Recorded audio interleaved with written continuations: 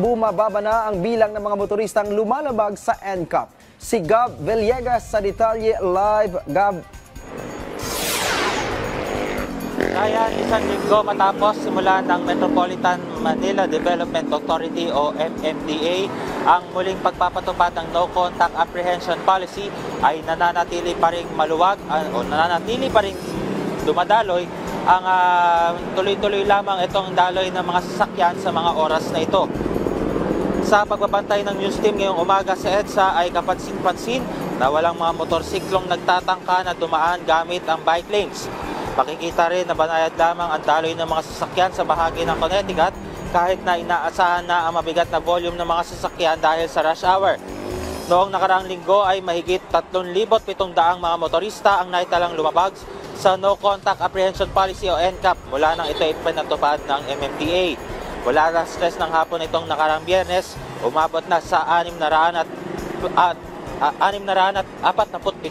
ang bilang ng mga naitalang violations sa ilalim ng NCAP.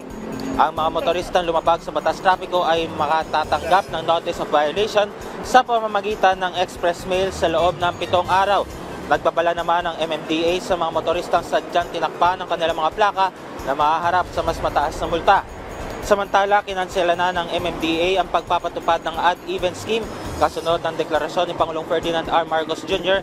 na suspendihin ang EDSA rebuild para makahanap ng magandang paraan para mapagaan ang pasanin ng mga commuter.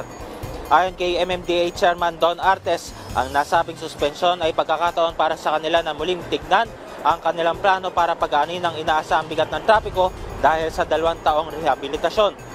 Dahil rin dito ay mananatili pa rin ang umiiral na number coding scheme. Ryan, mamayang alas 9:30 ng umaga ay nakatakda namang i-turn over ni MMDA Special Operations Head Gabriel Go kay LTO Chief Assistant Secretary Vigor Mendoza ang paghahain ng reklamo laban sa mamay-ari ng mga motorsiklong nagtatakip ng kanilang plaka para matakasan ang kanilang violation sa NCAP. At yan muna ang update. Balik sa iyo, Ryan. Maraming salamat, Gab Villegas.